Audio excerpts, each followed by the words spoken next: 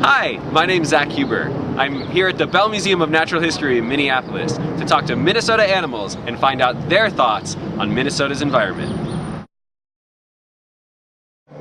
Hi, I'm here at a Sandhill Crane community to find out what they think about Minnesota's environment. Hey guys, quite the get-together you got going on here. Okay. Well, as a community, how do you guys work together to help maintain Minnesota's environment? Anyone? No one at all? Okay. Well, live from the Sandhill Crane community.